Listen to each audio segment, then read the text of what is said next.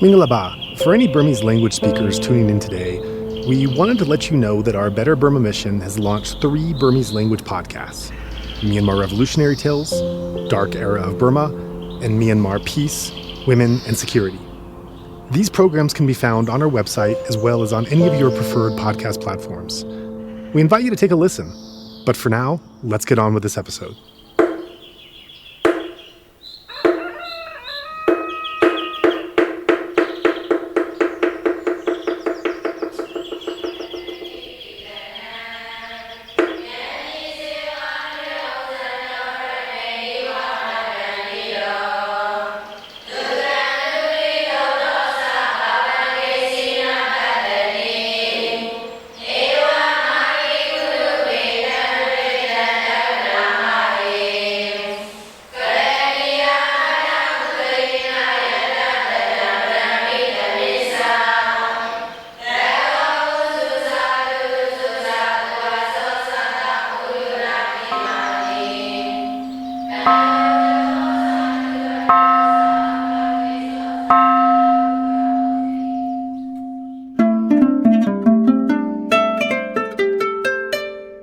Okay, welcome back, everyone. This is our third interview where we are joined once again by Zach Abuza.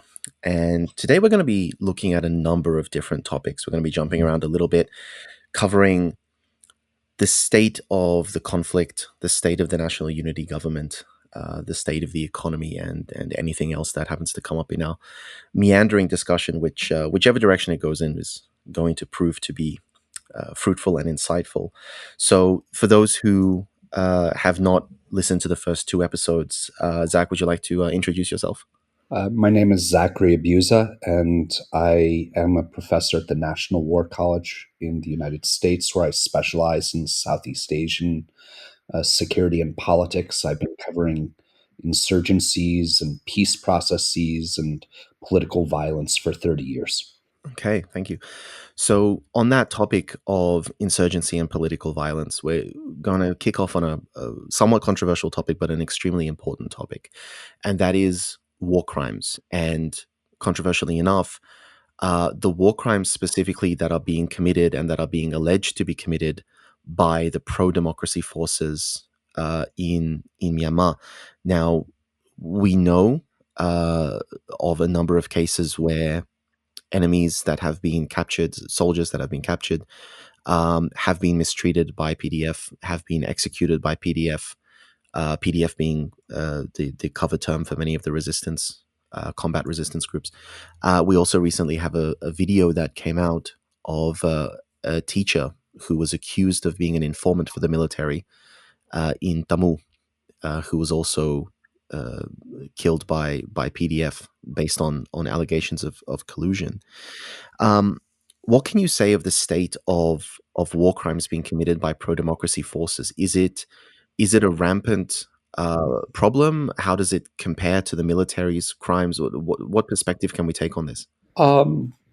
Every day when you start going through the news of what's happened in Myanmar, you're confronted with just a barrage of war crimes. Yesterday, it was photos of 13 Rohingya men and boys piled up on the side of the road. We know the military attacks in Saigon, burning down villages after village, intentionally targeting civilians when one of their lorries hits a landmine. So the atrocities that are coming out of the country are happening many times a day, every day. It's been a big concern for the NUG whether their own PDFs, those in their direct chain of command, or those who are simply fighting the military on their own, if they commit war crimes. And war crimes are a fact of war. They are going to happen. The question is whether the NUG can get their PDFs and get within their chain of command the importance of maintaining the moral high ground. There have been a handful of war crimes by the PDFs, but we can't have any false equivalencies between them and the military because the scale is so different. The PDFs have made mistakes. There have been occasions where the NUG has done investigations and looked into it, and it's imperative that they keep doing so. They need to go out every day and juxtapose their own actions against the military's in order to maintain their moral high ground and their political legitimacy.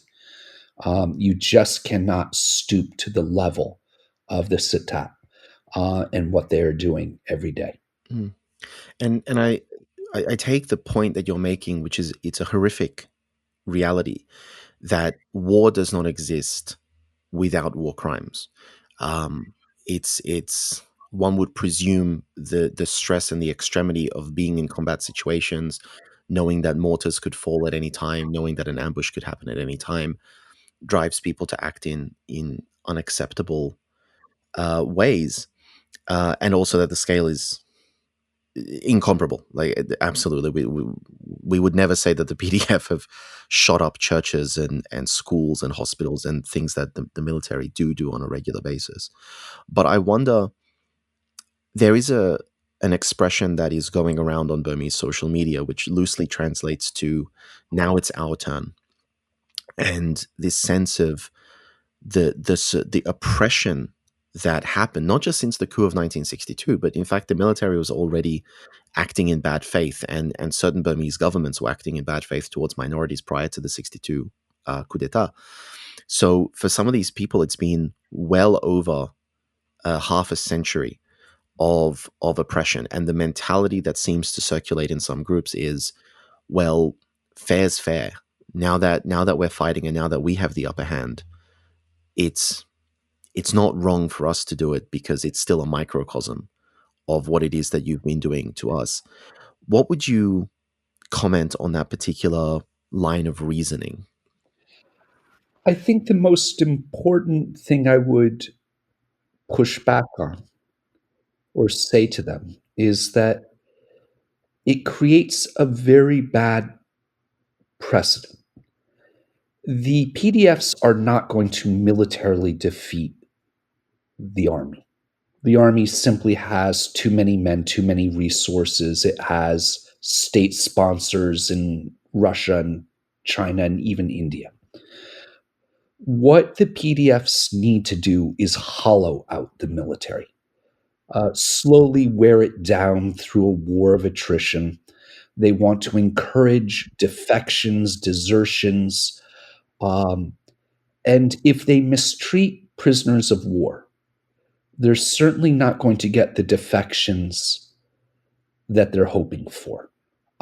If this can be used by the military in their social media campaign and disinformation campaigns and trying to convince their soldiers, don't even think about defecting. This is what the PDFs will do to you. That's really counterproductive to what they're trying to achieve. It's so important, when we're talking about asymmetric warfare. Um, it is so imperative that groups like the NUG maintain the moral high ground at all times. This is a battle for legitimacy. And I clearly understand the decades of egregious war crimes perpetrated by the military. Don't forget, their doctrine is based on the terrorizing the civilian population. They do not have a counterinsurgency doctrine based on winning the hearts and minds of the population, winning them over, good governance, development projects, and the like. Their four-cut strategy is based on terror, and they're doing it every day. And so the most clearly that the NUG can demarcate and draw a line that differentiates them from the military is so important. Again, I understand the stress of war. I understand the frustrations after a heated battle when your brothers and your comrades have been killed and you capture POWs. But they have to think long term, not short term. I want to turn to a comment that you made in there. You said quite firmly that the PDF cannot defeat the Tatmadaw militarily. And in the previous two interviews that we had, we focused on the capacity and the strategy of the Tatmadaw and the capacity and the strategy of the PDF. And what we were getting, or rather what you were saying, is that the military have lost somewhere in the vicinity of 16, 17% of their actual combat capable staff.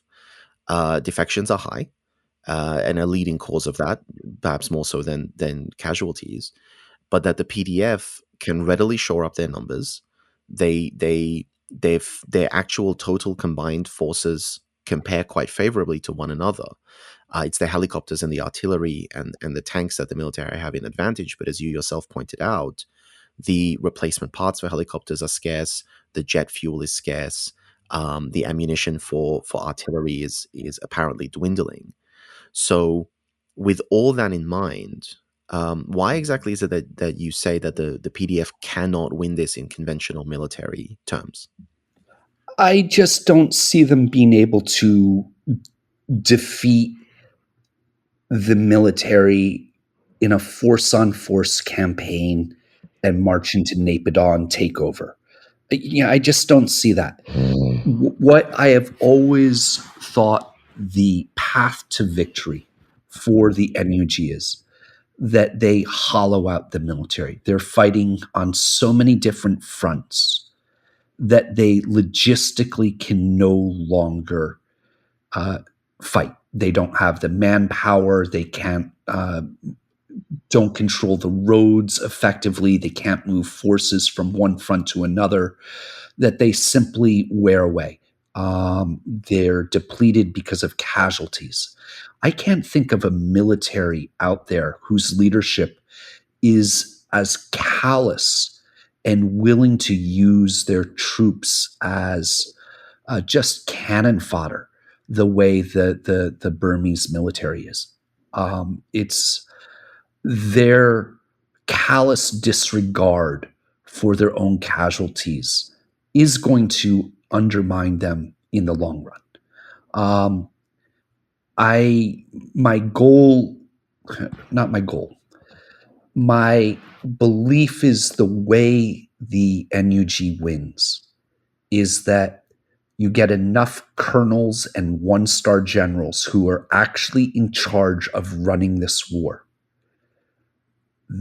who understand that it cannot be done. Logistically, they simply do not have the manpower, that they do not have the supplies. They cannot resupply their forces. They're becoming too dependent on artillery and airstrikes, but they can't control actual ground. They can terrorize the population. They can burn villages. They're certainly going on a dry season offensive right now in Saigon.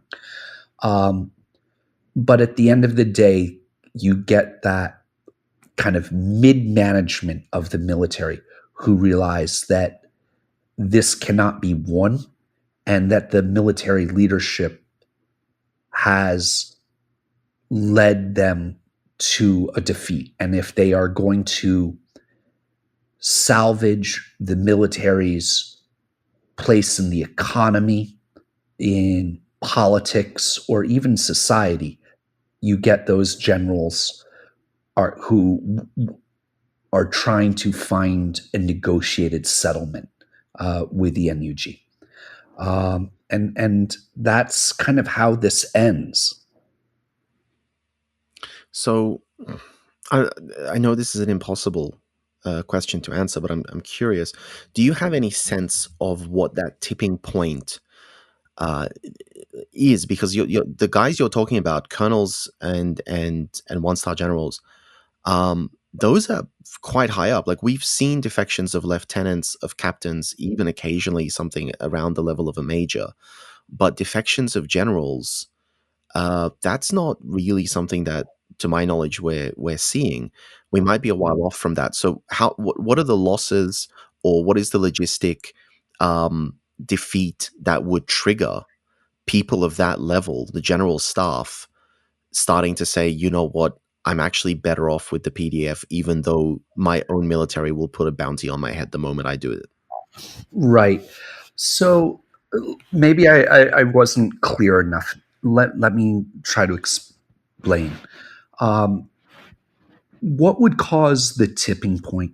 I think if the NUG and the PDFs are able to survive this coming year, if they can survive a dry season offensive, if they can maintain the working alliance with the different affiliated EROs, I think that will, play such an important role that they are part of the firmament. The military knows that they cannot defeat the PDFs, who now control, with the EROs, over half the country, at least effective control.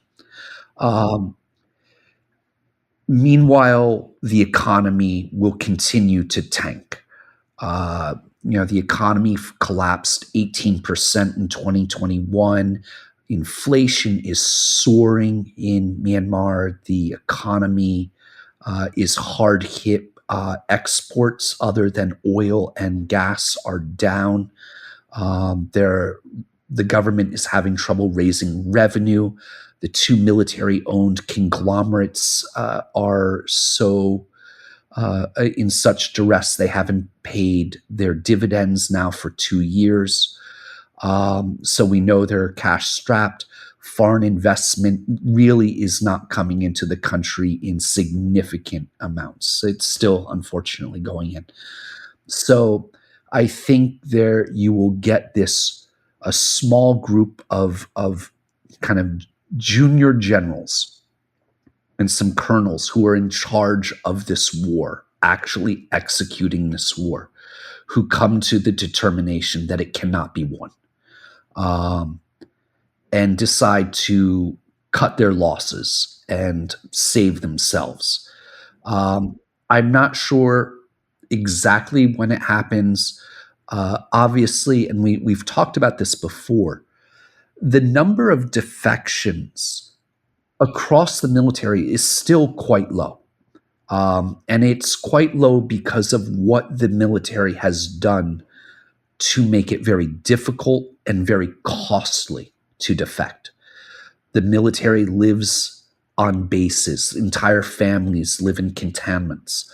The people bank in the military-owned banks. So, if people are trying to withdraw their life savings, the military will know something's up.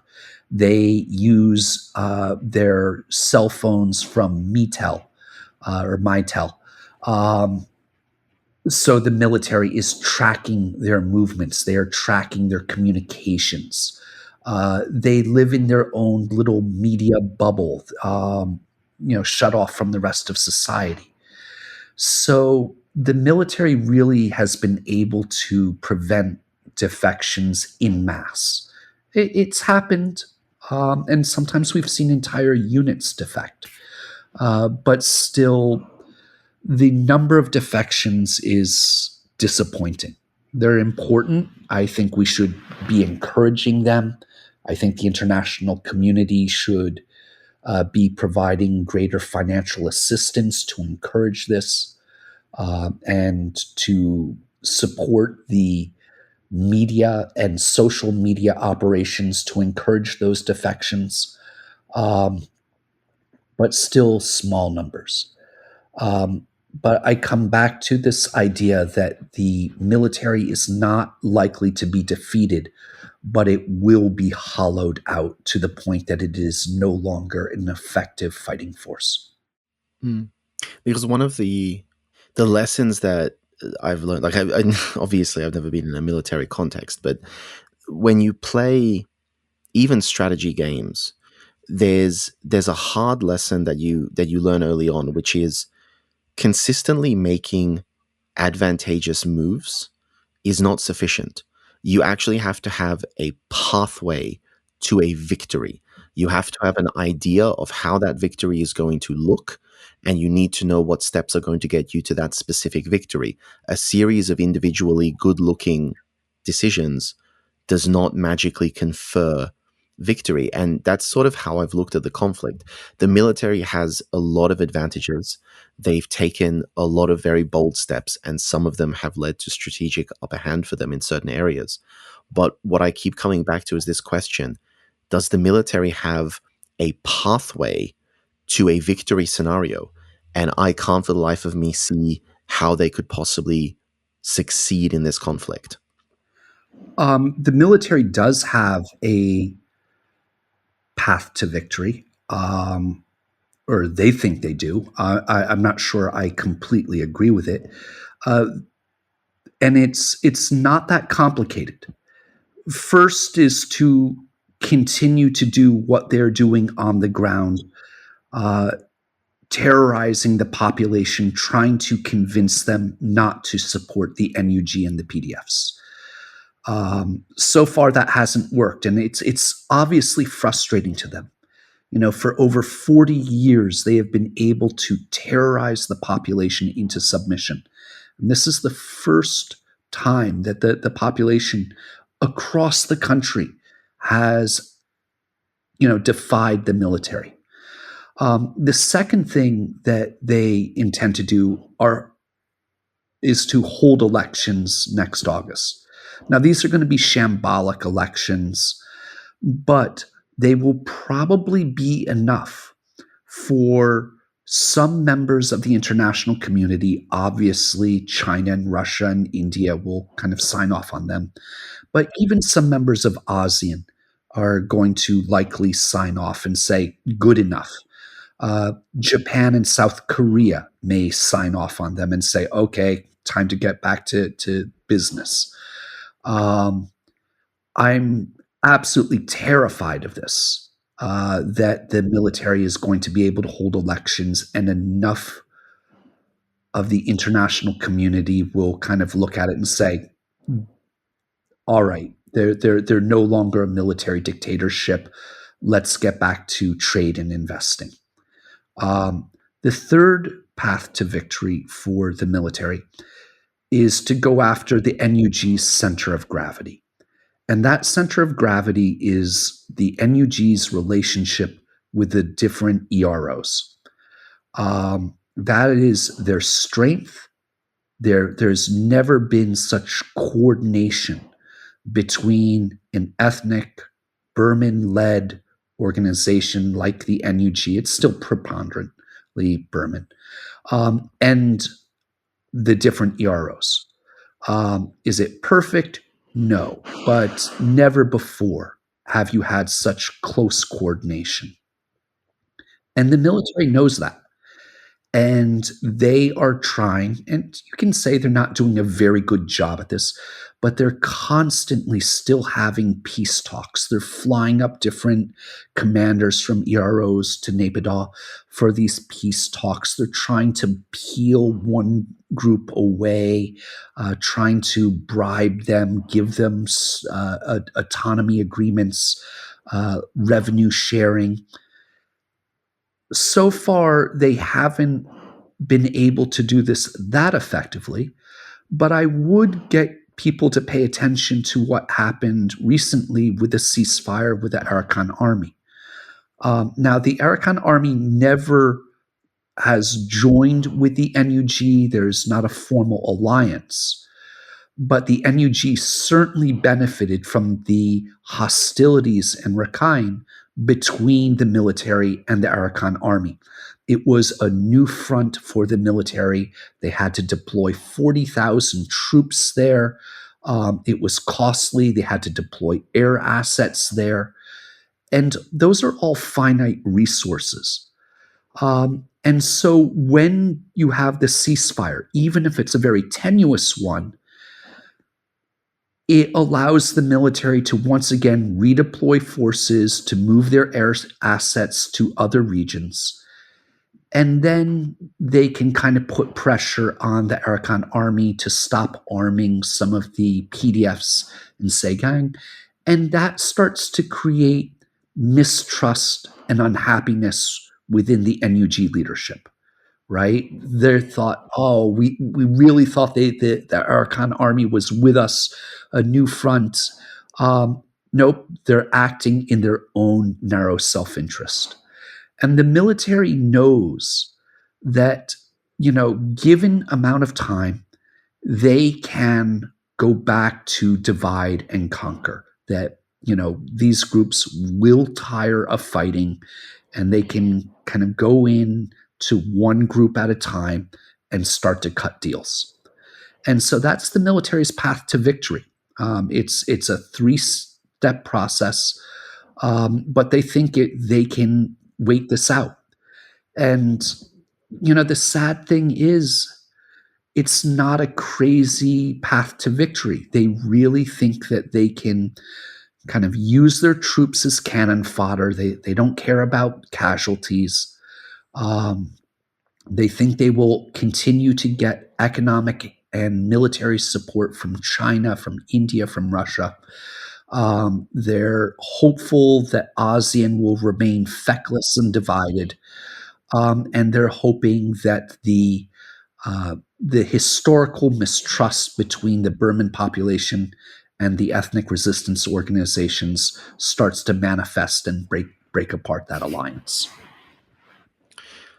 I mean, it makes sense. Although, again, when we just look at the cold hard realities, in fact, I mean, you yourself in this interview you said that it's a question of can the NUG and the PDF survive the dry season offensive. You're almost suggesting that it's a war of attrition, and it's just who can hold on longer, who can keep going for that extra couple of months on both sides. And so you mentioned the election, and I want to talk about that because this is something that they've been signaling for a long time. And it's something that we all know is going to be fraudulent. When we look at the way the military handled the 1990 election, which was a legitimate election, and they annulled the results and arrested the opposition leaders. When we look at the way that they faked the results of the 2008 constitutional referendum, when we look at the way that they rigged the terms of the 2010 election and goaded the NLD into boycotting, no matter what tactic they're going to use, the end result is going to be that the military will declare victory. But it's an interesting strategy, because when they rig the terms of the election, if the NLD refuses to participate, and in order to participate they have to register with the military-controlled electoral commission. If the NLD refuses to participate, the military narrative will be that the NLD does not actually want to engage in democracy, and because they didn't participate in the election, they cannot be the legitimate government. If the NLD does participate, the election will be rigged, the NLD will lose, and then the military will say, well, they tried, they lost, the democratic will of the people is that the military dictatorship should stay. And anyone who opposes that is clearly undemocratic and cannot be trusted. So it's damned if you do, damned if you don't. So is there a good strategy for the democratic parties in facing this election? No, there isn't. I think you identified the problems really well. Immediately after the coup, I wrote a few pieces and said you have to understand that they are going to emulate what the Thai military did following their 2014 coup, and between the elections they held in 2019. And what the Thai's military did in drafting a new constitution, They created an upper house that the military appointed, 100% of the 250 seats. They engaged in gerrymandering, malapportioned the vote. They banned political parties. They saddled opposition figures with jail terms, with legal cases against them. They controlled the media. They used the Computer Crimes Act. They used lèse-majesté charges to silence dissent. They used their monopoly of control over the election commission to basically come up with uh, their proportional representation and partyless seat plan. And we can see the Union Election Commission in Myanmar kind of copy every one of those things. Everything from establishing proportional representation to arresting the NLD leadership, even mid-level people, just keeping them out, threatening to dissolve the NLD. Their thorough control of social media and the airwaves. The fact that the Union Election Commission is completely controlled by the military. They won't just have their thumb on their scale. They will be standing on it with an armload of bricks. This is going to favor the military's party. So we know that these elections are going to be shambolic. There's going to be nothing free and fair about them. So the question for the NUG is, do you have a nationwide strike and sit it out? What happens if the military then starts going house to house and at the barrel of a gun, forcing people to vote and killing them if they don't? We have the whole question, the military really doesn't control almost half the country. So what's that going to mean? The elections are really fraught, and I'm quite concerned that as bad as they're going to be, the international community, as I said before, is going to say good enough and get back and allow that to legitimize a military junta light.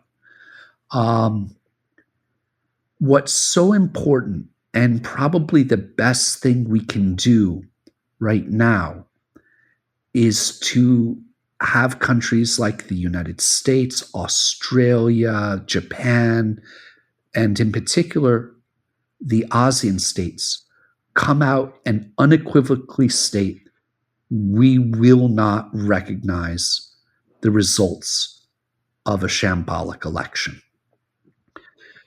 It was heartening a few weeks ago when the Malaysian Foreign Minister Saifuddin came out and said just that in very forceful terms. Unfortunately, he's no longer the foreign minister. Elections have consequences, and there's a new foreign minister from the old UMNO party, and I'm expecting a much more traditional, less confrontational approach from Malaysia in the future. We don't know whether President Widodo of Indonesia, now the president, the rotating president of ASEAN, is going to come out and unequivocally reject the polls if they are held in August. It would be wonderful if he came out immediately and preemptively rejected them. We'll see. Foreign policy has never been a priority for him, but he has been critical of the military. So we'll see. But we really need the international community to be in lockstep about this and make very clear that sham elections are not a pathway for international legitimacy and normalization of this barbaric military regime. I mean, I agree with the principle behind what you're saying, but as you noted, when the election first came up, countries like China, countries like Russia are inevitably going to use this, whether or not there is a pro-democracy country unilateral move, or no, sorry, not unilateral, omnidirectional move to discount this election. Those countries who want to engage with Myanmar are going to use it as an excuse to do so, whether this is for the purposes of arms shipments or military training, or whether it's for the purpose of economic investment or more likely economic exploitation.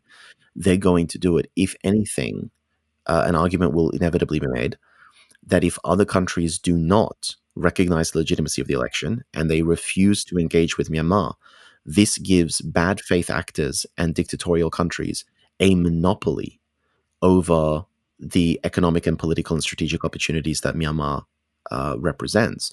So, for example, if China and India hate each other, if India looks at the situation not so much in terms of the ethics of recognizing this election, but in terms of the strategy of a very pro-China ally developing on its eastern border, India, for reasons of survival and self-defense, might say, well, we know the election was a sham, but we also need to cut off Chinese influence into Myanmar. So, like, would you agree that it's inevitable that these elections are going to be used by certain countries, particularly dictatorial bad faith actors, as an excuse to ramp up their engagement with the military and to help prop up the military regime in the future?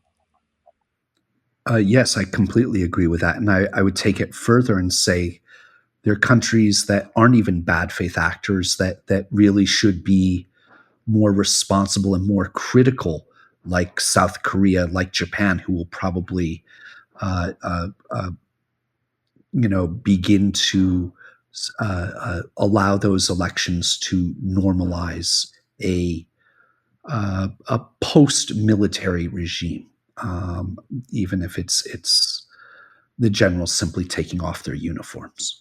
Why would that be? I wonder, like, I mean, South Korea has had its history with military dictatorship as well. Um, one would presume that they would be very wary of military dictatorships popping up and being supported within their general neighborhood. So why would you say that South Korea and Japan in particular are likely to recognize such elections? Um, I hope I'm wrong. I really do.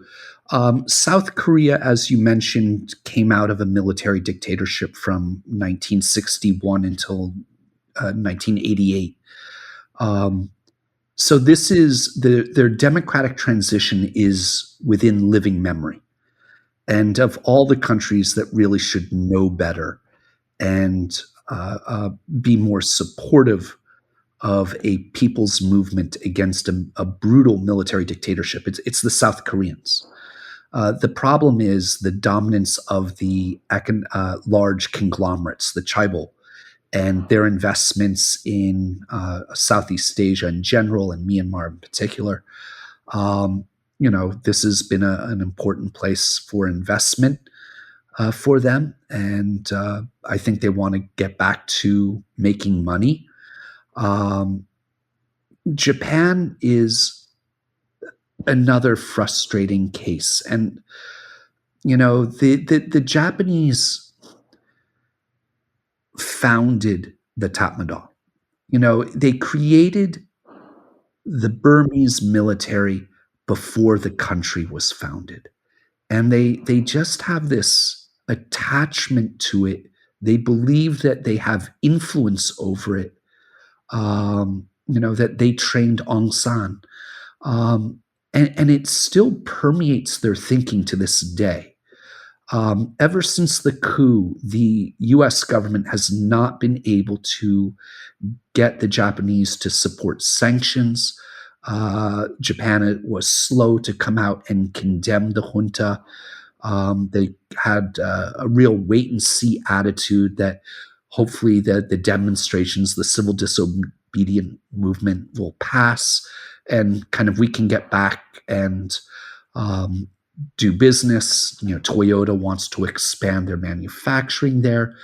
And of course, the Japanese have a real concern that if they are too harsh on the generals and begin to sanction them, that they're ceding the country to greater Chinese influence, which the Japanese really don't want. Neither South Korea nor Japan have ever had democracy or human rights protection as a cornerstone of their foreign policies.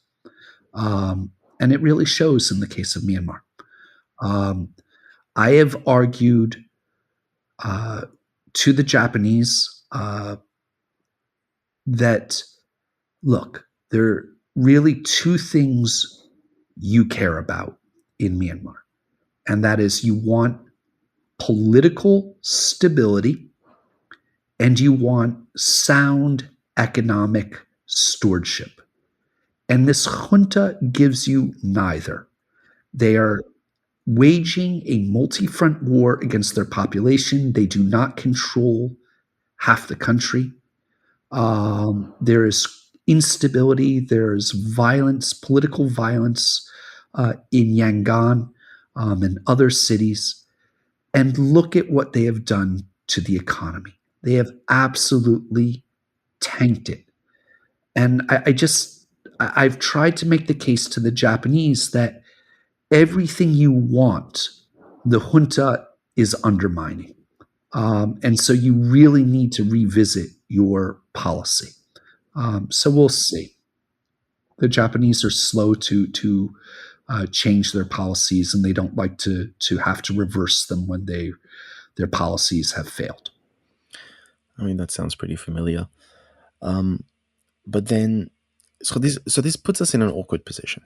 So what we're looking at seems to be quite a few countries, even countries that are now democratic, are not particularly pro-dictatorship or pro-human rights abuse, whether directly or indirectly, are likely to support the military. And those bad faith actors and the dictatorial countries that we have are directly supporting the military. We just saw this last week, I think, the delivery of 6 new fighter jets from China to the military.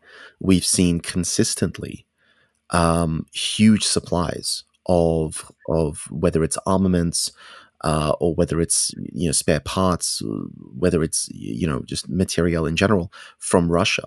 And there have been allegations of Iran sending supplies.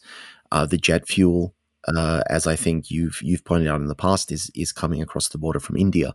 So there are quite a few states that are very directly doing business with the SAC, providing them with the tools that they need to continue this conflict. And yet simultaneously, there seems to be a phenomenal hesitation on the side of seemingly pro-freedom, pro-democracy countries to provide any comparable form of materiel or military support to whether the NUG, whether the EAOs, whether the PDF, whether whatever acronym we're using this week. What seems to be underlying this disconnect? So yes, the Chinese are still selling weapons, and especially some of the larger platforms, jet fighters, to Myanmar. Russia continues to sell weapons, though one has to wonder at the rate at which they are burning through their munitions and arsenal, whether they will be able to sustain this. Myanmar is a loyal client, but it's not a particularly large one or an important one for Russia. And India continues to sell weapons. The jet fuel is still coming into the country through the ports. It's coming overland from India. And the new Chinese jet fighters are going to be deployed in northern Shan State, which raises the concern that you are going to start getting jet fuel imports from across the border from China. So the support for the junta is still there. And that is just not going to change right now. I cannot comment on Iranian support, but you could clearly imagine them or other actors being willing to enter that space. So that begs the question then, why has the West not provided lethal assistance? And it's absolutely inexplicable. The NUG is a legitimate government. They have the support of the population.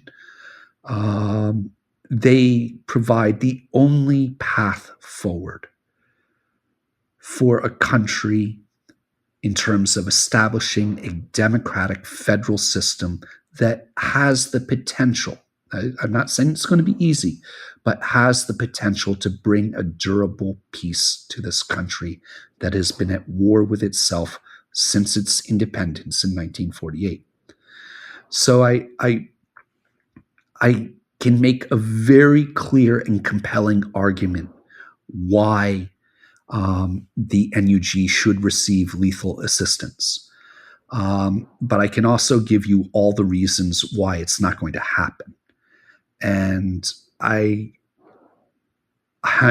not happy about this. Countries like the United States have armed and supported very illegitimate groups in the past, very thuggish groups. We have supported groups that have gone back to bite us in the ass later on. And yet here you have a group that's really trying to create a stable and prosperous and independent state founded on democracy, on federalism. This is a country that we could really easily influence. So let's go through some of the reasons why it has not gotten lethal assistance. For one thing, the European countries, Australia, Japan, really don't have a long history of supporting groups like the NUG, sub-state actors. So that kind of takes a large number of states right off the table. This is just not something they're comfortable doing. The United States could do it, but, Myanmar is so peripheral to the United States in terms of our interests. Sure, there's some American corporate investment in the country, but very little. Is there a Burmese diaspora in the United States? Sure, but they're spread across 50 states. You don't have a critical mass. You don't have a real strong lobby in Congress. I think one of the real problems for Myanmar and the NUG is that the situation in the country is so incredibly complex. To get American policymakers to sit there and try to understand the relationship between the NUG, the various EROs, the ones that are with the NUG, the ones who are taking a wait-and-see approach, those who are actually bandwagoning with the junta. It's an incredibly complex picture. And so when they would sit there and start to think about, well, who would we arm? That becomes very difficult. There's the real concern, certainly in the United States, that some EROs have been deeply involved in illicit narcotic production. And no policymaker wants to be called out for a vote in which they voted for the supply of lethal assistance to a group that is now flooding the global drugs markets with methamphetamine and ketamine and all sorts of other synthetic drugs. That's been and you can say, look, the NUG is not involved in illicit narcotics. No one's willing to take that risk. then you get other problems. If you were to wanted to supply the NUG with lethal assistance, how would you get it there? Thailand's not going to allow you into the border regions. They barely allow the United States to have humanitarian corridors to support refugees. China's not going to allow it. India's not going to allow it. Maybe Bangladesh, but I doubt Bangladesh would allow it. So there are logistical problems with this. Um, you know, and finally, the war in Ukraine, which you mentioned, it's like if the Americans can spend $25 billion there, why can't we spend a fraction of that in Myanmar? And again, I could make a very compelling case of why Myanmar and the NUG deserve lethal assistance. I can also tell you that in terms of military equipment and munitions, the Ukrainians are burning through everything we can supply them. We cannot manufacture quickly enough. No one was expecting a war of this scale. Our industrial base, as large as it is, you know, they produce on a month right now less than the number of artillery shells that Ukraine is going through in a 5-day period. So we're actually running down our own reserves. And the US military is actually starting to push back on supplying Ukraine with weapons because they're saying, well, what if we have a war and we need those weapons? So there's just, in short, there's going to be no international lethal assistance for the NUG. Now, it's not all bad. And let me explain why. The first is there are weapons to be had.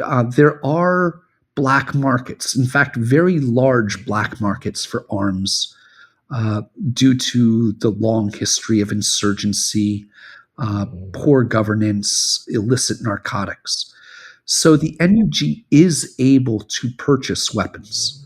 Now they're paying a lot more for them. Demand has certainly driven up the costs.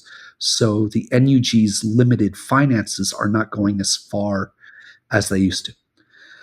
The most important source of weapons for any guerrilla group is actually what they capture on the battlefield. And the NUG and their PDFs have done a very good job with that and are really starting to equip forces across the country. And that, of course, leads to more battlefield victories, which should in turn lead to more captured weapons and ammunition. Some of the EROs are able to manufacture their own ammunition. That is available to the NUG. It costs money.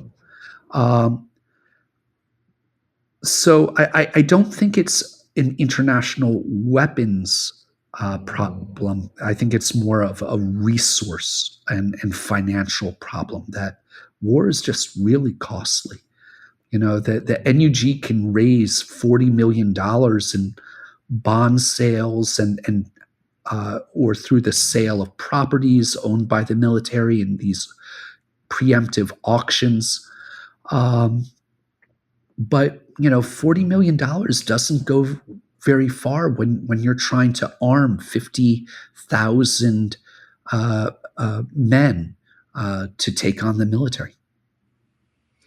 I mean, everything you're saying, it makes sense, but it's just the thing that was going through my mind the whole time you're talking is just this concept of the what I can only term as the hypocrisy of notionally pro-democratic countries, the same countries who stand in line to condemn a coup, who stand in line to condemn the executions of activists, the same countries who are sending strongly worded letters of condemnation to the Iranian regime right now, are not willing to do anything, like when it comes down to it.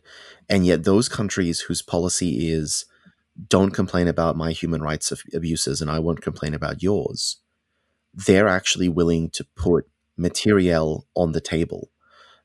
Yes, they might be doing it for very self-interested purposes. They're still getting money out of it. They're not giving it for free and for the sake of the love and the kindness.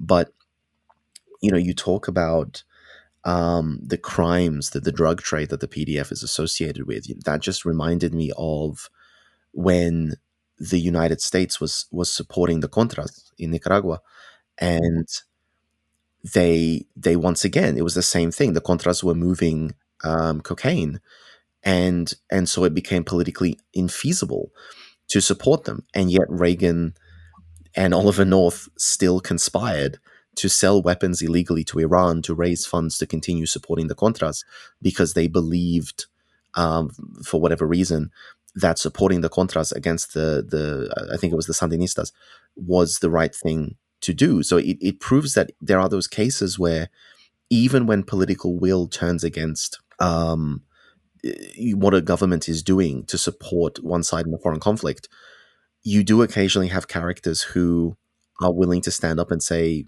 "No, I'm doing this anyway. We're going to." Yes, they sell drugs, but we believe it's the lesser of two evils. Now, yes, the Iran Contra affair was horrifically controversial and highly, highly illegal.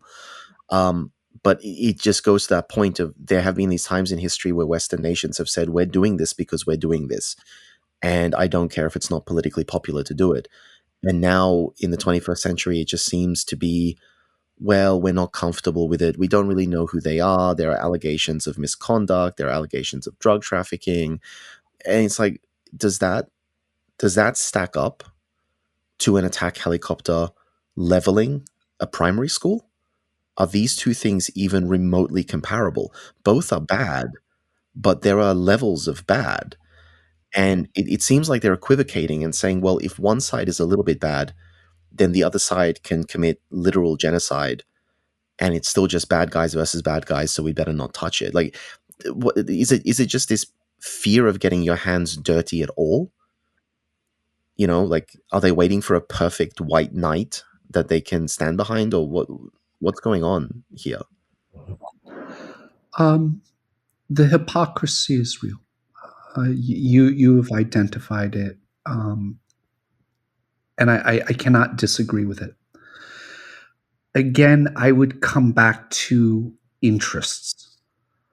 Myanmar is a long way from the United States. We don't do a lot of trade, very limited investment, small diaspora community in America, not politically connected.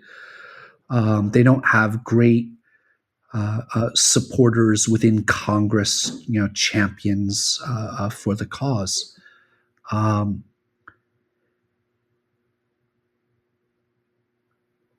think it's also important that, after Aung San Suu Kyi went to The Hague to defend her military, her captors, before the Rohingya genocide, that really burnt bridges with the West.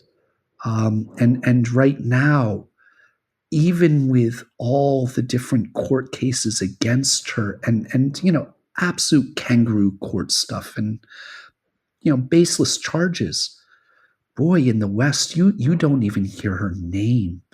The sympathy for her, democracy icon, human Nobel Prize laureate, you don't hear that anymore. And so there's not even this one figure that the international community can really focus on.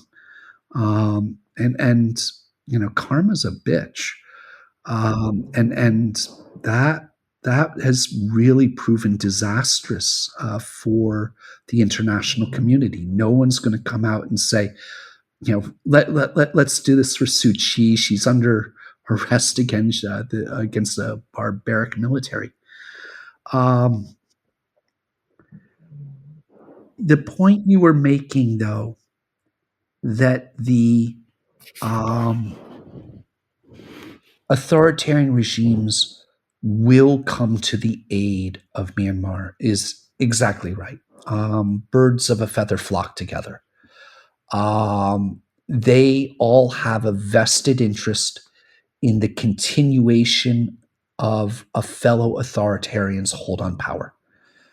The ending of an authoritarian regime, the spread of democracy is a potential contagion to them. And so they will always provide material assistance to fellow authoritarians. The West just is unwilling to get involved in Myanmar, even if they will come out and publicly state that the NUG is the legitimate government of the people and should be given greater representation. But that's about as far as everyone's willing to go right now. But it feels like where is the nuance? Because I understand what you're saying. You're completely correct. But why has politics become as one-dimensional as the 24-hour news cycle is? Why is it that we cannot look at Aung San Suu Kyi and say, your active participation in the denial of the ongoing Rohingya genocide is despicable? And we understand that you were doing it for your domestic political career. You were doing it because your voter base were largely misled and misinformed by the military. But let's be honest, deep down, you knew exactly what was going on, and you allowed it to continue, while simultaneously also recognizing that she is on the chopping block as a scapegoat for the military. Her treatment is unjustifiable, and the will of the people of Myanmar is being completely and totally ignored and subverted. Why can't we recognize both of these things to be true and act on both of these things accordingly? Why is it just one thing? Yeah. I wish that we could have such nuance, and it just doesn't exist, certainly with policymakers. Really, I don't have an answer to that.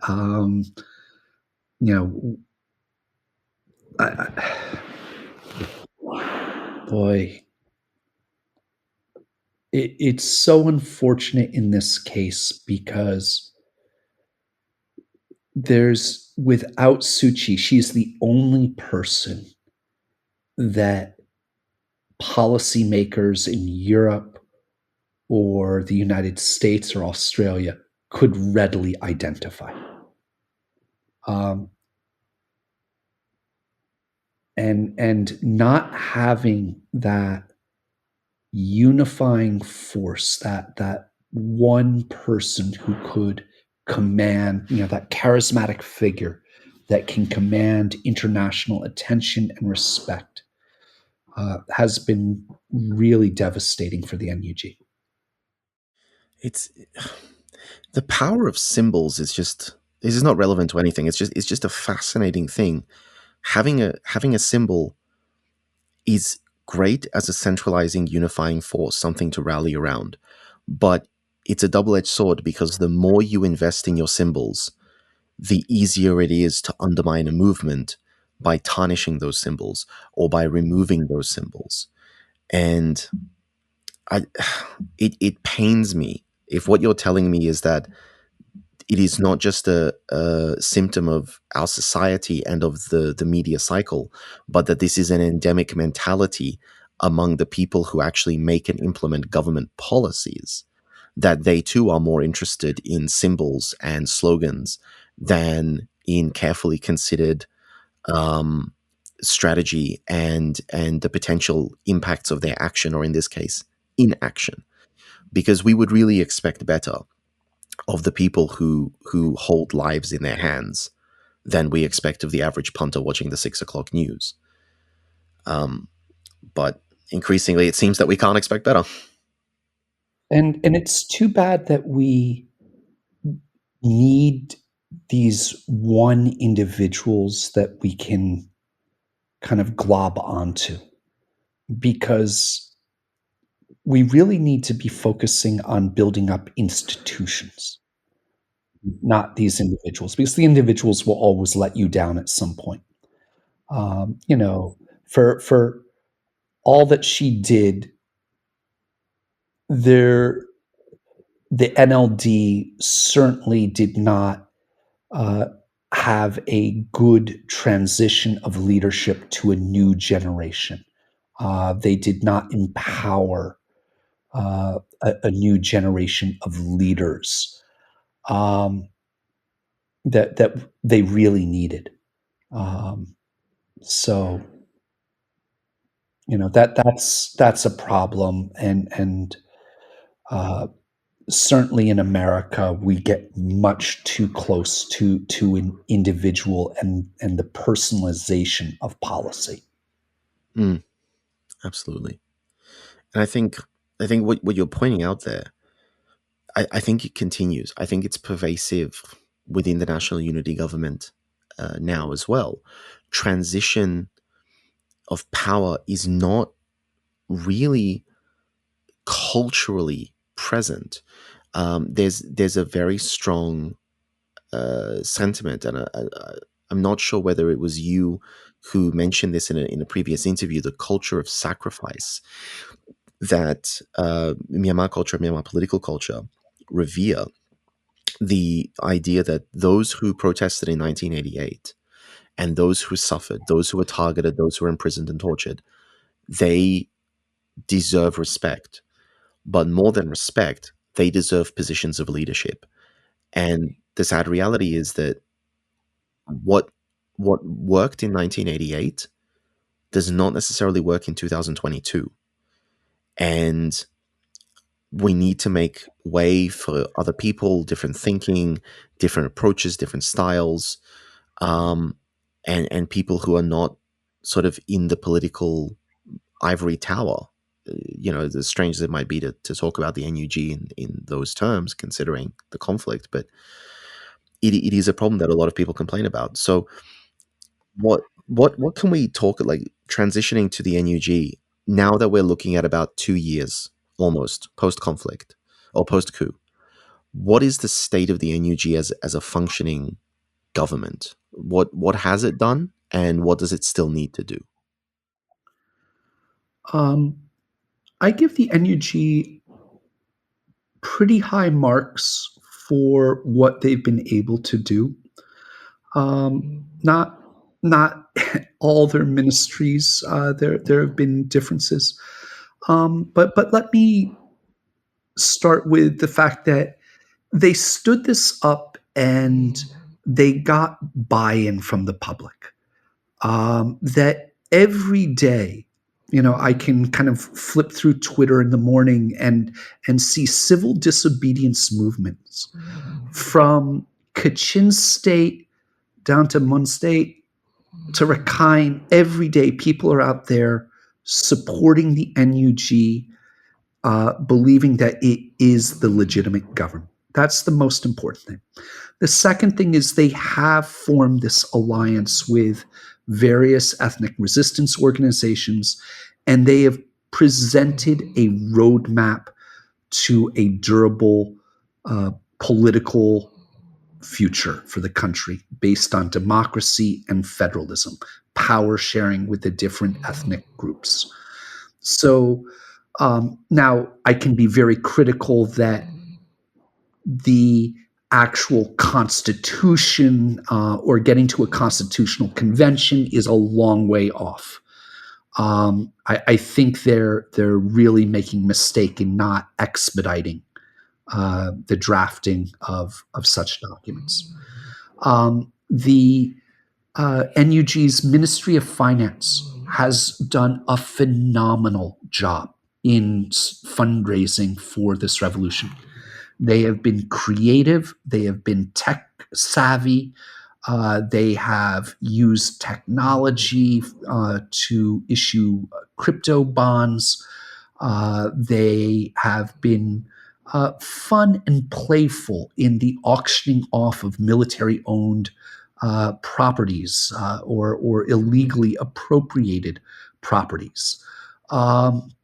They have tapped into the patriotism and the nationalism of the population.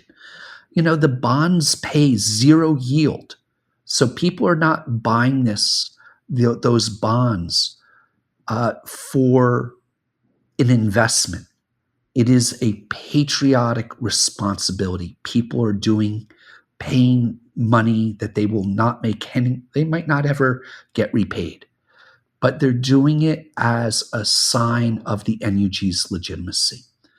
The Ministry of Finance has really had to think hard about how to move money from overseas, from from Europe or Australia or America back. They have had to figure out how to create the NUG pay. So, because of what the military did, through their absolute gutting of the banking system, so many of the e-wallets or e-commerce broke down. And so the NUG is trying to create an alternative to that. So I think they deserve very high marks. The Ministry of Foreign Affairs is doing a good job. They are getting more representative offices. Just a couple weeks ago, they opened one up here in Washington, D.C. They are not getting the diplomatic recognition that they want, but they've done a good job in denying the military junta the representation they crave.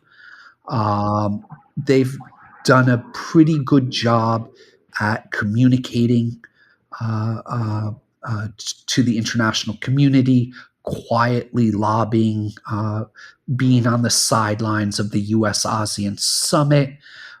They've done a good job in trying to keep the UN seat now held by Ambassador Chomutun.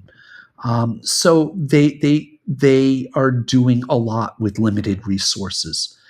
And then, you get some of the other ministries that are trying to, for the messaging about war crimes. I think there's much more that the Ministry of Information could do in terms of keeping the messaging going. But, they're doing an adequate job in terms of getting their message out about what's happening in Myanmar. Not perfect, but not bad by comparable standards. The thing to really watch in the coming year is how well, especially in the regions they control, that they are able to stand up a shadow government and provide some basic services. Education is the most important thing they can do. It does create that bond between the people and the state. But they also have to provide health care. We are still in a global pandemic. There are new variants of COVID-19 rearing their head all the time. And Myanmar is really a public health black hole right now. So they have that role. Increasingly, they're trying to do some policing and establish a court system. And again, they have very limited resources to do this. The international community is not going to provide lethal assistance to the NUG, but boy, in terms of their provision of social services and medical care, education, I think there's so much more that the international community not only can do, but should do. Absolutely. But then, so I think we brought this up in one of the previous interviews that neither one of us was able to think of any government or shadow government or whatever term we want to use that has existed under similar conditions to the NUG and has achieved anything anywhere near the scale of what the NUG has achieved. And certainly there needs to be a lot of praise for the NUG and for a lot of the external partners that have been willing to work with the NUG, whether they were paid or in some cases external partners who don't want to be named and who also have worked for free charitably to try and provide assistance to the NUG. That there's certainly been a not inconsiderable amount of goodwill and charity from NGOs, from private enterprises, from government actors, whoever the case may be. But I think it's important that we look at, are there concrete steps or changes that the NUG needs to make? You mentioned the Constitution, that they need to start taking that much more seriously, and they need to accelerate that process. Is there anything else that you would say the NUG needs to really focus more resources on or change their approach to in order to not give the military some sort of leverage or a toehold or something? I think it's important that they focus on those basic provisions of social service simply because the military regime has done such a terrible job in providing those social services, education, healthcare. Um, the military has really failed as a state. They have trouble collecting taxes. There's massive tax avoidance. People are really trying not even to pay their electric bills. Um, so no one trusts the military to be competent stewards of the economy. Um, so I think that the NUG simply focuses on those provision of basic social services is the most important thing they can do right now, other than fight and win a war. And so you've mentioned the economy, and you've mentioned the economy a few times today, and that's probably the ultimate topic that we're going to gravitate to in this interview. But let's seriously talk about the economy more broadly. Of course, this topic is what happens post victory, because in so many conflicts, whether we're talking about interstate wars, whether we're talking about internal conflicts, revolutions, coups d'etat, so on, the question is always, well, how are we going to win? The question is very often not, what are we going to do once we've won? And you see so many cases where there's victory and then there's this moment of like, okay, but so what now? How do we fix things? It's not just transitioning to stable government. In the case of Myanmar, we've seen and on this podcast, we've interviewed other people who've spoken to us about the labor industry and the state of the unions, the state of factories, who have spoken about the raising of agricultural land, who have spoken about the rampant overexploitation, parasitic overexploitation of natural resources under the junta's control. The power sector is in crisis and has been in crisis for decades. Obviously, malaria is running rampant, tuberculosis is running rampant, COVID-19 is running rampant, although it's no longer front page news anymore. To the people who are suffering with it, it certainly still is. All of these factors combine to show us a picture of a country that is at least a decade behind where it was pre-coup. And what what what can be done? How can this be salvaged if industries are not operating, if there's no economy, if there's no outside investment? Like, will Myanmar just come out of conflict only to stagnate in abject poverty, or is there a path forward? Boy, you framed that in as grim terms as I can imagine, but you're not wrong. If the NUG won and took over tomorrow, they would be inheriting a hell of a mess. The junta and their actions and their just abject incompetence um, has decimated the economy. They eviscerated 10, 12 years of rapid economic growth in a matter of months. The economy contracted 18% last year. Inflation is in double digits right now. Currency controls have limited imports, including fertilizers, which has impacted agriculture. The war has destroyed infrastructure, roads, communications networks, and they were never that well off to begin with. It's dried up much foreign investment, and the foreign investors going in now really deserve greater scrutiny because they are actively engaging with a military regime. So the economy's just a mess. The chat lost 60% of its value at one point. The ability for the government to service debts, their international debts now has increased because of the devaluation of the currency.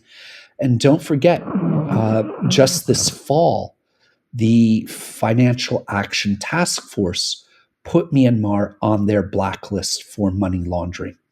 And what this determination has done is it basically means that they cannot trust the Myanmar government to police itself, to investigate its financial networks.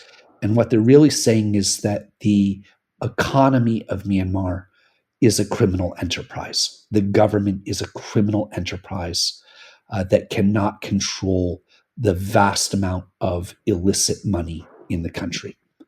The FATF blacklist is not a sanction. It does not prevent companies from going in and investing in Myanmar, but it certainly makes the costs of doing so much higher.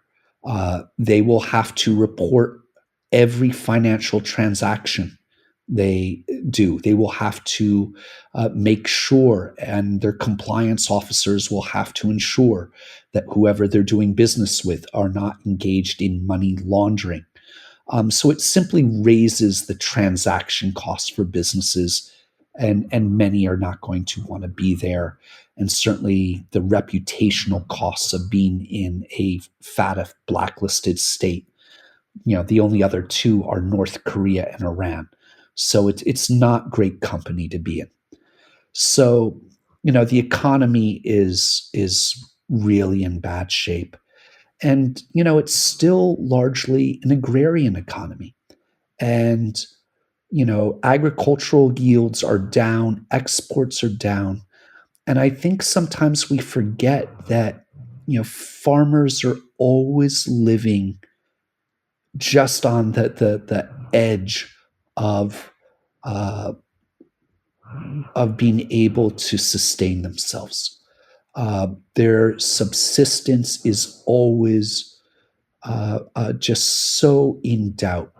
They can suffer one bad crop, one bad harvest, but very few farmers have the wherewithal to withstand 2 or 3 bad harvests in a row. And that's kind of where you're going to get due to the breakdown in markets, the breakdown in available capital to farmers, the lack of imports of fertilizers and pesticides. So there's, I wouldn't even know where competent economists and economic managers would even begin right now. At least the NUG is comprised of competent, thoughtful managers, which is not the case of the junta. They'll put any lieutenant colonel in charge of something, including in the central banks. the central bank. They're not looking for competence or stewardship. They're looking for loyalty. But then, I mean, obviously, we're not going to solve the problem of Myanmar's imminent economic collapse in a podcast, but there must be some idea of what is feasible. Like, the most important question, I think, because this determines the dichotomy of investigation. Is it possible, even theoretically, for Myanmar, following the coup, to rebuild the economy and to catch up with the Southeast Asian community in terms of economy and in terms of development without external training, support, and funding? They would get that support and funding. I go back to think about where the country was in 2008, 2009, and what was achieved. The technical assistance provided by Japan, the EU, the United States, the role the private sector played. Myanmar will rebuild from this, but to be very clear, the coup and the policies since then have reversed 10, 12 years of positive economic growth. And that's it's going to take a while for the country to catch up. I am confident that with good leadership that are committed to the country's long-term economic growth, the goodwill of the donor community, and just the desire of the people of Myanmar to reverse, these lost few years with the junta. I think that the country can rebound. But one point I've been trying to make is that for the junta, their greatest liability right now is the economy. Yes, they're losing militarily, but their real liability is the economy, because they were hoping that you would have enough people in the urban middle class who would basically accept the coup, not put up much of a fight, as long as there was sustained economic growth. And that's just not true. People are losing their savings because of the collapse of the economy. They are losing their opportunities to send their children to universities abroad. They are losing opportunities to engage in business. They're watching their savings get depleted because of inflation and the devalued chat. Businesses that were agnostic on politics, that thought, well, we can do business with the military. We know how they do business. We know they're corrupt, but at least it's somewhat predictable. None of those things are true.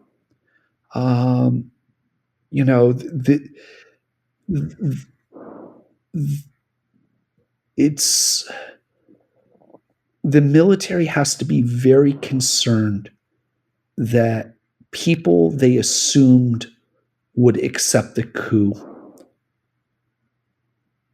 are really getting hurt in their own wallets by the coup. It's such a strange thing. We're trying to get into the mind of the military themselves, right? And none of this makes sense to most of us, to you or I or anybody else.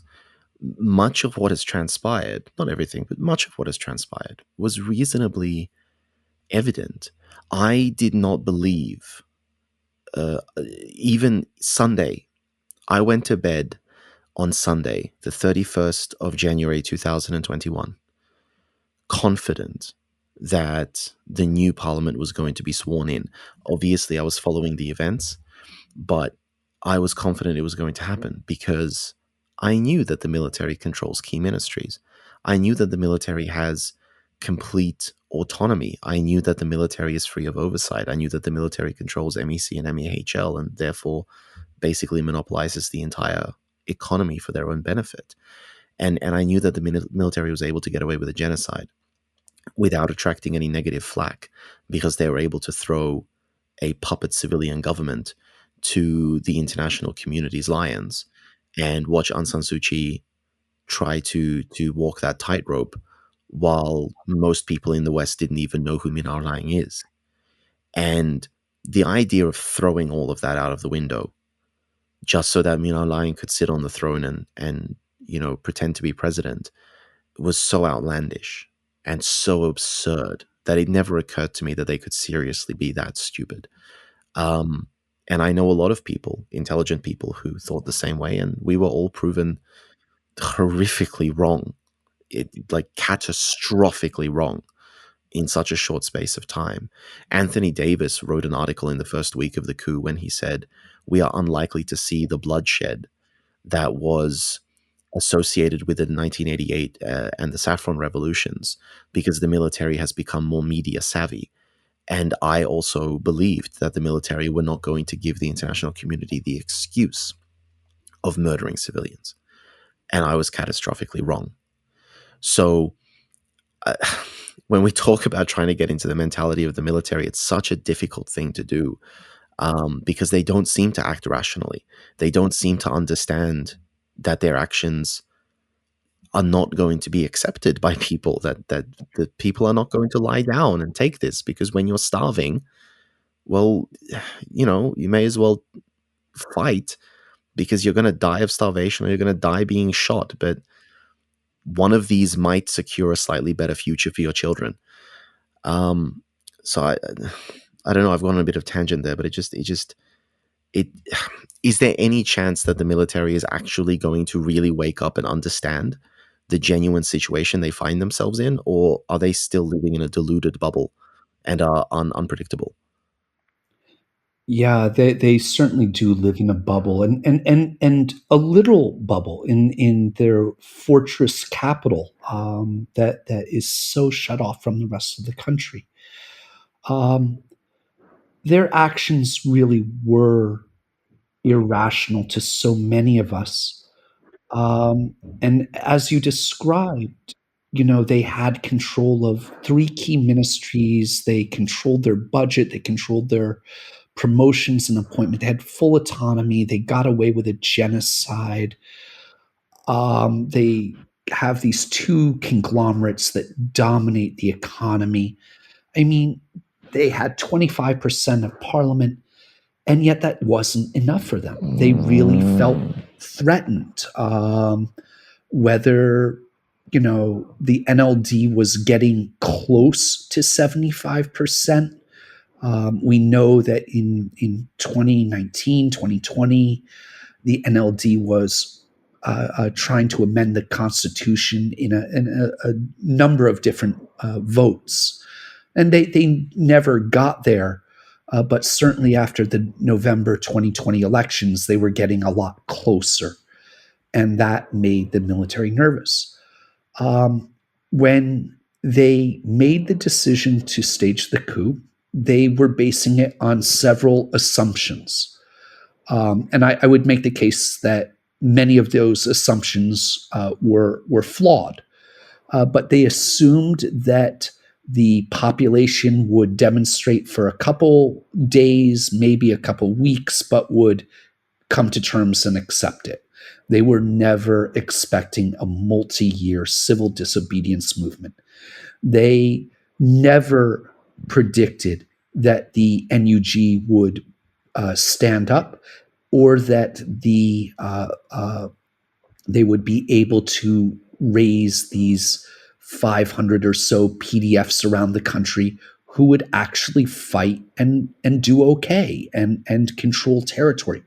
They never assumed that there could be a working relationship between a Burman-led NUG and the different EROs. The only thing they really assumed correctly was that the international community would not put that much pressure on them. They assumed that ASEAN would be divided and do very little. They assumed some countries would look the other way just for the sake of economic growth. They assumed that they would get the support of China and Russia and India. And they assumed that countries like America would have token sanctions, but not much else. It was their assumptions about the international context that proved correct.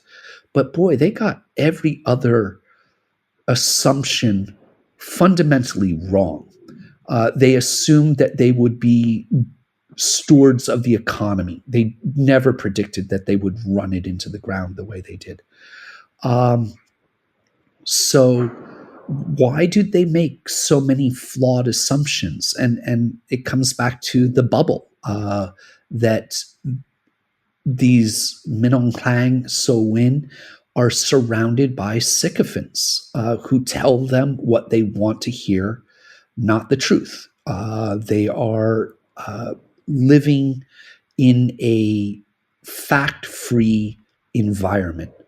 No one is giving them the honest assessments what's happening, and they're happy to rule the country and run it into the ground because they think it is their birthright to do so. I mean, it's a very sobering assessment of the military's mentality, and unfortunately, it's something that it always comes back to this. It always comes back to this mandate of heaven, exceptional mentality. I mean, we talk about the political philosophy of American exceptionalism, that because America is different, America can do things that other countries just can't do. But that's not even the same ballpark. It's not even the same sport as Tatmadaw exceptionalism.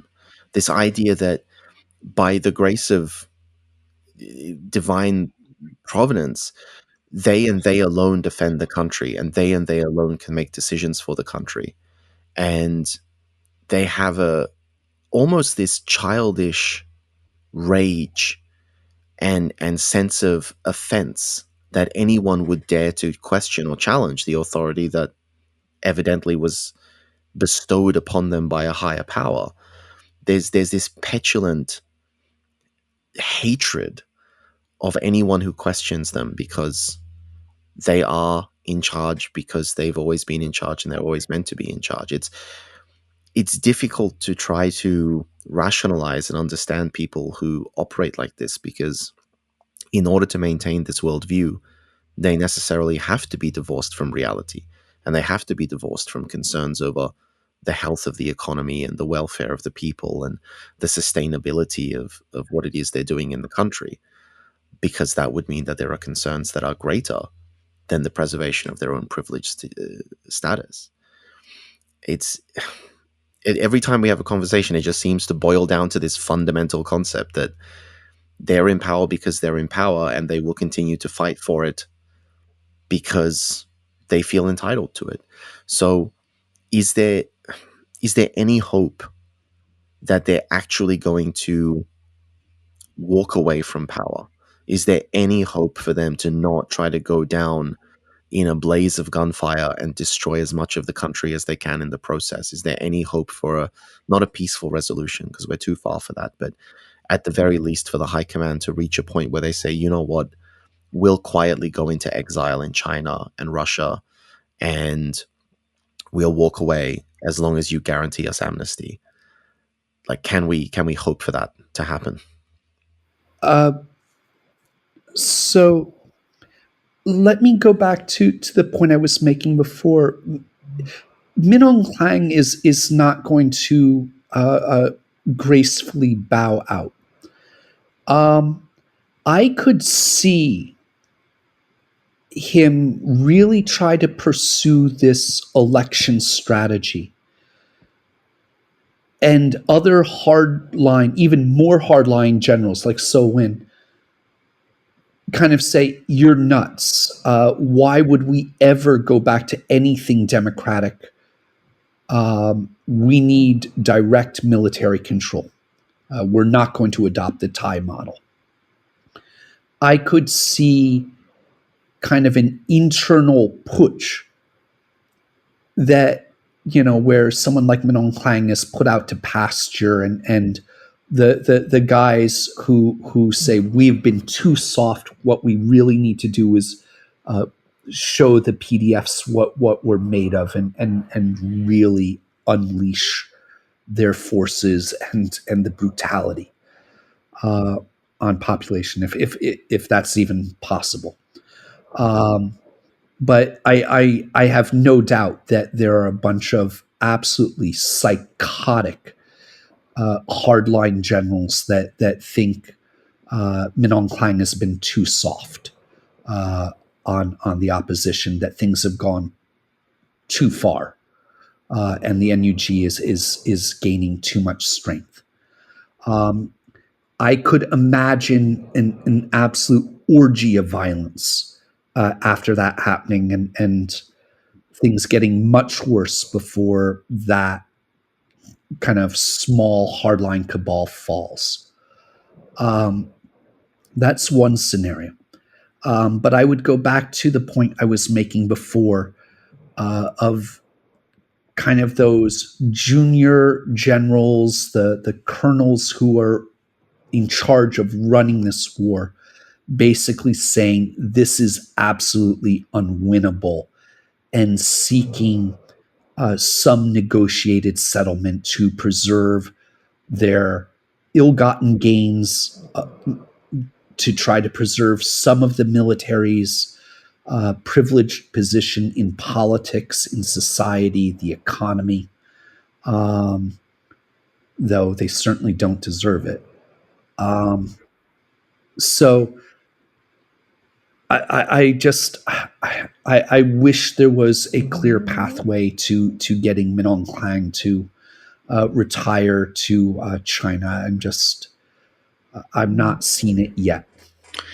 I mean, that's unfortunate, but probably quite a realistic assessment. So I think we've covered quite a broad range of topics. So as is our custom, I'd just like to invite you to leave the audience with any thoughts that, based on our conversation today, or based on any other topics that we didn't have time for, you would like them to consider and mull over as they go about their day. This year is going to be a really important one. We're coming up on the second anniversary of the coup, and the international community has a very short attention span. They're going to move on to the next crisis. And so it's so hard to keep Myanmar in the news, in the attention of policymakers around the world.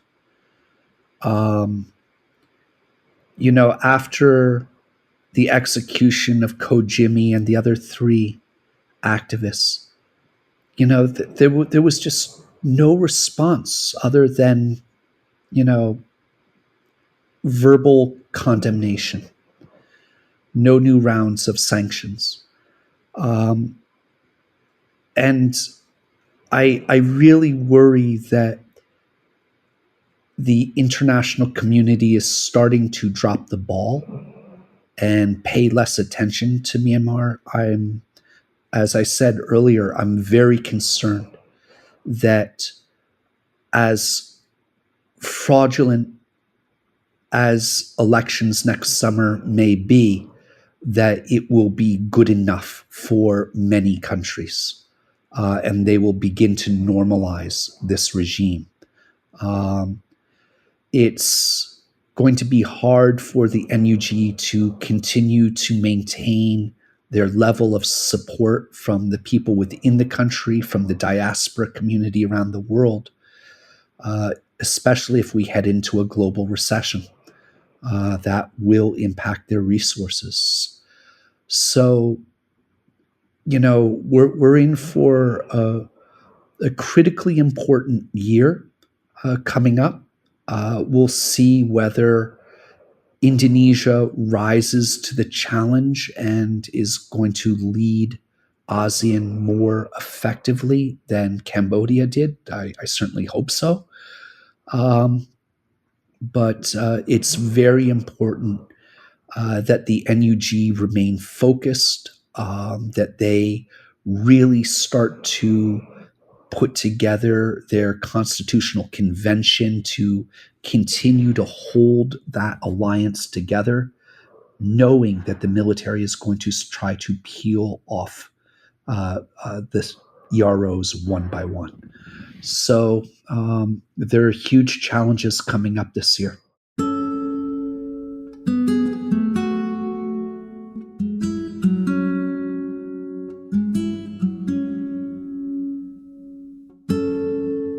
Many listeners know that in addition to running these podcast episodes, we also run a nonprofit, Better Burma, which carries out humanitarian projects across Myanmar.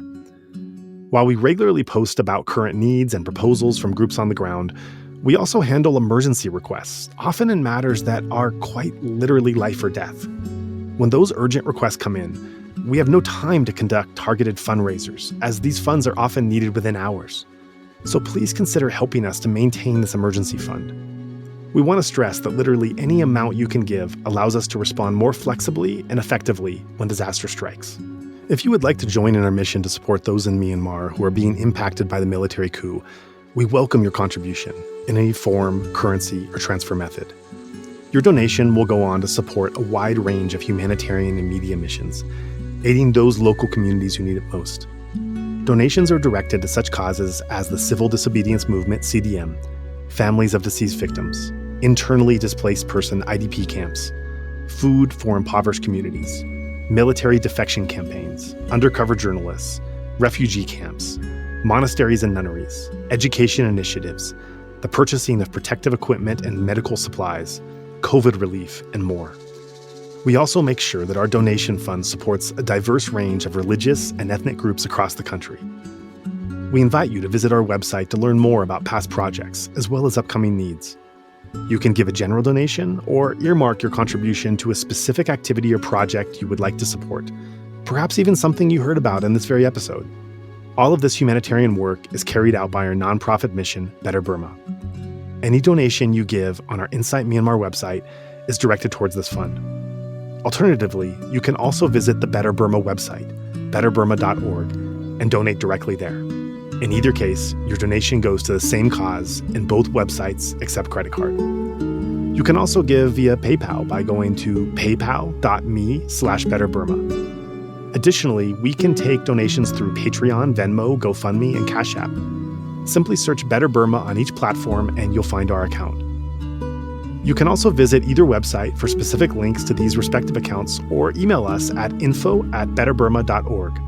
That's Better Burma, one word, spelled BETTERBURMA.org. If you would like to give in another way, please contact us. We also invite you to check out our range of handicrafts that are sourced from vulnerable artisan communities across Myanmar, available at alokacrafts.com. Any purchase will not only support these artisan communities, but also our nonprofit's wider mission. That's Aloka Crafts, spelled ALOKACRAFTS, one word, alokacrafts.com. Thank you so much for your kind consideration and support.